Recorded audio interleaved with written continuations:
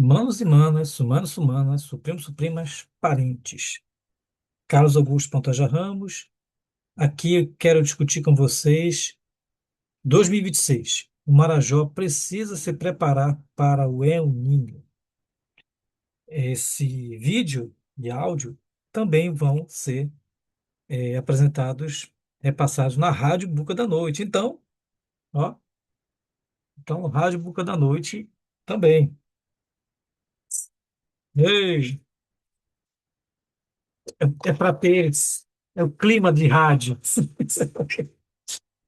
Rádio Buca da Noite. Muito bem. Então vamos lá. Pessoal, a gente precisa discutir esse assunto que é sério, né? Muito sério. E aqui eu me apresento. Eu sou Carlos Augusto Ramos, sou nascido em Portel, sou registrado em Belém, sou criado no Jari, na divisa Pará-Amapá. Sou engenheiro florestal, mestre em ciências florestais e atualmente doutorando do Instituto Amazônico de Agriculturas Familiares, que é o INEAF, da Universidade Federal do Pará e membro do coletivo Campesino Amazônico COCA. Sou também colaborador voluntário da Comissão Pastoral da Terra, né? E sou também colaborador, quando demandado, da FETAGRE no Marajó. Sou bolsista CNPq do Centro Capoeira da Embrapa. Então, feitas as apresentações, aqui eu queria discutir com vocês eh, essa matéria que saiu na revista Forbes, que é a revista capitalista por excelência, né? Mas que mostra a preocupação deles, né? Haverá ou não é o ninho do desastre? O cientista José Marengo responde. Então vamos lá. José Antônio Marengo Orsini, coordenador do principal relatório climático da ONU para a América Latina, participou no dia 27 de maio de 2026 na audiência, né, pública organizada, promovida pelo Senado Federal para tratar do Super El Niño. Bom, os senadores, né, falando sobre perda de produção da soja, de enchente, de escolas fechadas, de incêndio no Pantanal, incêndio na Amazônia, e tudo isso nessa preocupação sobre o El Niño, né? E o climatologista, ele resumiu o seguinte, olha, este El Niño está confirmado. Agora, o tamanho do problema ainda não, segundo essa matéria assinada pela jornalista Vera Ondey. Pois é, então o Clima Info, que é uma plataforma muito interessante, que avalia, né, que investiga as mudanças climáticas, ele nos traz aqui o que que é o El Niño, né? O El Niño é uma movimentação anormal das águas superficiais do Oceano Pacífico, Equatorial Central e Oriental. Então, ele ocorre de forma cíclica, e, em geral, a cada 2 a 7 anos e dura sempre entre 9 e 12 meses, né? Bom, e o termo Super El Niño, ele é utilizado para se referir a eventos em que essa anomalia, esse estado anormal de temperatura, supera mais de 2 graus Celsius em relação à média histórica. E nos últimos 140 anos, aconteceram três eventos nessa faixa. Nos anos de 82 e 83, 1982 e 1983, ou seja, na Copa da Espanha lá, 82, né? Falando de Copa, né? Teve um Super El Niño. 97, 98, 97, 98, aí outra Copa do Mundo lá, né? Que o Brasil perdeu para a França. Só para te relembrar, 2015, 2016. E a previsão é que haja agora um em 2026. Então, até o momento, os pesquisadores estão estimando que as chances são de 25% de um super El Niño, né? E esse super El Niño tem o potencial real de ser o mais forte dos últimos 140 anos, segundo o Paul Hound, que é da Universidade de Albany, né? Então, Marajó, estamos preparados para secas, incêndios e perda de produção decorrentes do El Niño ou do super El Niño? E aqui eu trago algumas matérias que nos chamam a atenção sobre isso, né? Vamos lá. Matéria do G1, de 17 de novembro de 2023. Seca na Amazônia. Marajó tem moradores sem água e morte de búfalos e peixes. Outra matéria, Repórter Brasil, de 1º de dezembro de 2023. Como Portel, no Pará, virou campeão em queimadas durante seca histórica na Amazônia. E outra matéria aqui, de 17 de setembro de 2024, lá referente a Soure, casas destruídas, vidas ameaçadas e alertas ignorados. O Marajó em batalha contra a erosão. Aqui eles estão falando do aumento do nível do mar. Ou seja, secas, incêndios, enchentes, aumento do nível do mar, tudo isso é uma realidade que o Marajó está já enfrentando, o Marajó, a sua população, né? E aqui eu queria fazer uma introdução sobre um assunto de recursos municipais, falando sobre recurso geral da União, o orçamento geral da União, para a gente fazer uma pequena reflexão de como é importante a gente discutir orçamento, né? Aqui tem três gráficos aqui do Instituto Auditoria Cidadã da Dívida Pública e vou tratar especificamente de gestão ambiental e de saneamento básico. Todo ano, o Instituto Auditoria Cidadã da Dívida Pública avalia quanto o Brasil gastou, né? Quanto o Brasil gastou com a população e onde gastou, né? Aqui nós temos, em 2017, um- um- uma repartição de recursos que 40% foi, 39,7, né, quase 40% foi para pagar juros e amortizações da dívida pública, os credores do Brasil. Veja que nos três gráficos, a parte amarela sempre é maior, né?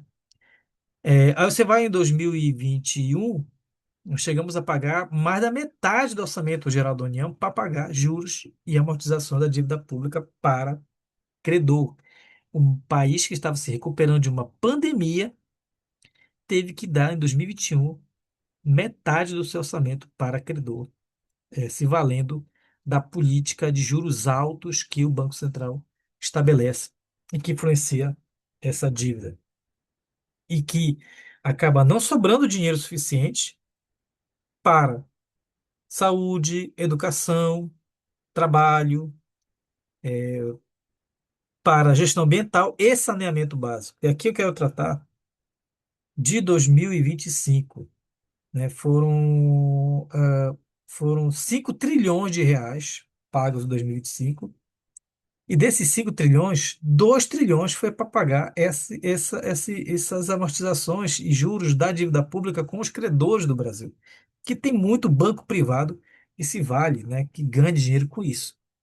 A gestão ambiental em 2025 ficou com 0,39% do orçamento. É como se fosse assim, de cada R$ 100, 39 centavos para a gestão ambiental e R$ 42 dos R$ 100 para os credores, né? O caso pior é saneamento básico. Em 2025 foi 0,0047% do orçamento. E numa situação em que a gente está ainda privatizando companhias como a Cosampa. É muito complicado para a população. É muito complicado isso. Ou seja, nós temos áreas da vida para enfrentar as mudanças climáticas, como a gestão ambiental e como o saneamento básico, que preciso ter melhor orçamento. E olha aqui, gestão ambiental melhorou. Se a gente for ver a linha histórica que eu coloco aqui embaixo, né, de 2016, quando eu comecei a estudar isso, até 2023, era assim, 0,13, 0,12, 0,13, né? Aí, quando é 2024, já aumenta de 8 centavos para cada R$ 100 para 30 centavos para cada R$ 100 em 2024. A gente fez 2025 na casa quase dos 40 centavos, né, para cada R$ 100. Pode melhorar muito mais, claro. Precisa melhorar muito mais. Mas o que eu queria trazer aqui é como a gente precisa discutir o orçamento público a nível de União, mas também a nível de Estado e de municípios, que é o que eu vou trazer agora aqui com o ICMS Verde, que é esse recurso que chega para os municípios paraenses, que é o Tratado do Marajó. Então é a hora do ICMS Verde entrar no jogo climático. ICMS Verde, que foi criado a partir da Lei Estadual 7.638, de 12 de julho de 2012. E o que é o ICMS Verde, né? Já falei da lei. Ele estabelece no Pará a repartição de parte do imposto sobre o ICMS, que é o Imposto sobre Circulação de Mercadorias e Prestações de Serviço de Transporte Interestadual, Intermunicipal e de Comunicação, ICMS. E isso é repassado para os municípios considerando elementos ambientais, segundo a Agência Pará 2019. Então, o ICMS verde ou ICMS ecológico é essa parte do ICMS, né, que é devolvido para os municípios que tem uma finalidade ambiental. Tá? Esses percentuais e são calculados para os 144 municípios paraenses, levando em conta critérios ecológicos, como área de preservação permanente, que existe no município, área de reserva legal, área de uso sustentável, quantitativo de cadastro ambiental rural, de análise do CAR também. Tudo isso são critérios que, inclusive, têm sofrido mudanças ao longo desse tempo. Mas, basicamente, são critérios importantes que é utilizado na hora de fazer a repartição do recurso, né? Esse destino, né? A legislação destina que desse recurso do ICMS verde, 8%, né? Ele deve ser definido em lei municipal. Então, o ICMS verde tem que ser definido em lei municipal, tá? Muito bem, resumindo. O ICMS verde é a cota à parte do ICMS com aplicação voltada para a gestão ambiental. A Lei Estadual número 7.608, de 12 de julho de 2012, é a lei que cria o ICMS verde ou ICMS ecológico.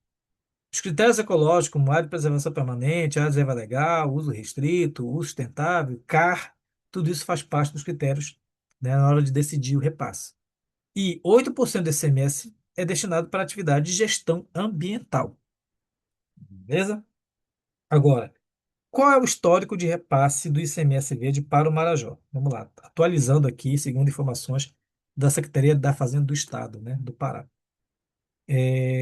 Entre 2014 e 2025, foram repassados para os municípios do Marajó um montante de 379.381.727,35 reais. Ok. E nesse histórico, 2014, 2025, eu vou citar os cinco municípios que mais receberam recurso. Breves, 26,7 milhões. São Sebastião da Boa Vista, 25,7 milhões. Gurupá, 24,2 milhões. Afuá, 24,2 milhões. Anajás, 23,9 milhões. Tudo isso, pessoal, tudo isso está ali disponível na internet, né? Aqui está o link, né, de cmsverde.sem.pa, os valores, os recursos estão tudo lá, é só baixar. Eu só fiz o trabalho de compilar isso, sistematizar essas informações, tá bom? Agora, no ano de 2025, foram repassados cerca de 65 milhões de reais. E quais são os cinco municípios que mais receberam recursos em 2025? Foram São Sebastião da Boa Vista, 4,5 milhões, Afuá, 4,4 milhões, Breves, 4,2 milhões, Anajás, 4,2 milhões e Cachoeira do Arari, 4,1 milhões de reais. Tá? Uma vez, eu vou contar uma história aqui. Uma vez, uma técnica me ligou perguntando como o município dela poderia entrar no debate sobre crédito carbono, ganhar recurso com crédito de carbono. Aí eu voltei com uma outra pergunta. E como você está utilizando, como o município de você está utilizando o recurso do ICMS verde? Ah, falou, nem sei o que é isso. Pois é. Então, em vez de ir para o mais difícil entender o que é o crédito de carbono, aplica-se aquilo que está caindo todo mês nas contas do município. Não parece lógico, né? Então, esse é um debate que toda sociedade ainda precisa entender, compreender e atuar. Onde aplicar?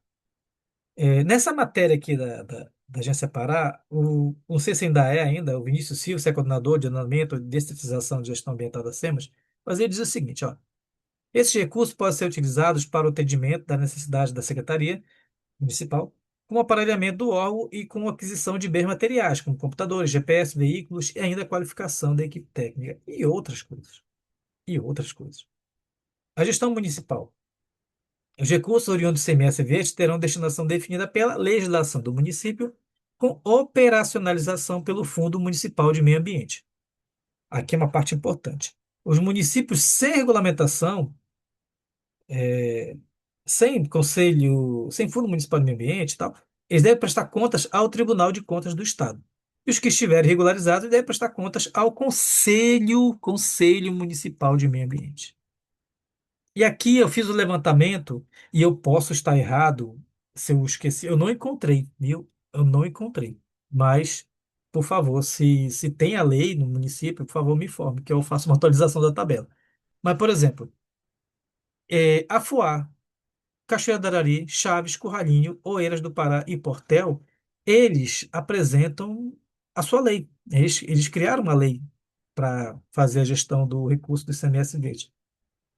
Só que nessa lei é interessante que do percentual de repasse do ICMS recebido, que vai para o Fundo Municipal de Meio Ambiente. Então, o que diz nessas leis é o seguinte, ó, a FUA repassa 100% que recebe para o Fundo Municipal, Cachoeira do Arari 100%. Agora, Oeiras do Pará repassa, segundo a sua lei, 60%. Chaves, 50%. Portel, 30%. Curralinho, 10%. Então, acho que esse a gente precisa discutir, porque, novamente, nós vivemos um momento histórico, uma mudança histórica que tem a ver com o clima. Esses recursos, eles podem ser decisivos para ajudar as pessoas no momento de emergência. Repasse, aqui um resumo, repasse 379 milhões de reais foram repassados ao município do Marajó, beleza, resumindo aqui. Breve, São Sebastião, da Boa Vista, Gurupá, Fuá e Najás foram os municípios que mais receberam recursos em 2014 e 2025. Em 2025 foram repassados cerca de 65 milhões de reais para os municípios do Marajó. Esses recursos devem fortalecer a gestão ambiental e sua Secretaria de Meio Ambiente. O ICMS Verde terá a destinação definida pela legislação do município e os municípios que estiverem regularizados devem prestar conta com o seu Conselho Municipal de Meio Ambiente. É um problema de sociedade e também uma solução de sociedade. Algumas reflexões. A gente precisa entender que o sistema econômico hegemônico dos últimos 200 anos, que é o sistema capitalista, precisa ser superado. Ele está nos arrebentando, ele está colocando em risco as próximas gerações, tá? Está colocando em risco. E nós temos um papel decisivo nesse dilema da humanidade e que caminho nós vamos tomar. Mas como está, não pode, tá? Não pode. Voltando aqui para a discussão do ICMS verde, a gente precisa entender que o Fundo Municipal de Meio Ambiente ele garante recursos para o funcionamento da Secretaria, né, de Meio Ambiente do município e também execução de projetos. Esses recursos, eles vêm de taxas de licenciamento, de multas e ICMS verde. O Conselho Municipal de Meio Ambiente é o espaço público de gestão ambiental. Ele une órgãos públicos, setores empresariais, a organização da sociedade civil, os políticos para debater o meio ambiente. Então, você tem, por exemplo, Breves, que eu acho que foi 2024, que teve muita fumaça no município.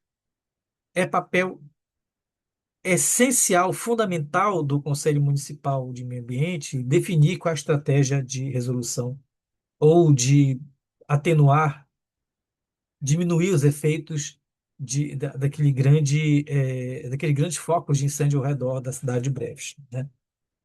Estou dando exemplo aqui. Mudanças climáticas. É preciso entender que a emergência climática é uma realidade e que a sociedade local precisa discutir ações de adaptação, mitigação e reparação de seus impactos à biodiversidade e à população. E os recursos têm que ser aplicados com transparência. O ICMS verde pode ser uma fonte interessante de recursos para auxiliar o poder público e a sociedade para a proteção da natureza, para os projetos socioambientais e para a defesa da própria população. Aqui, pessoal, as referências dessa minha apresentação, tá? É muito importante discutir as mudanças climáticas no Marajó, as suas soluções, as suas estratégias e lembrar que nós não estamos aqui na Terra de lesa passagem. Nós não estamos aqui para dizer o seguinte, olha, viemos e não fizemos nada. Nós temos um papel fundamental com a nossa história, com nossos ancestrais e também com os nossos descendentes. Eu fico por aqui.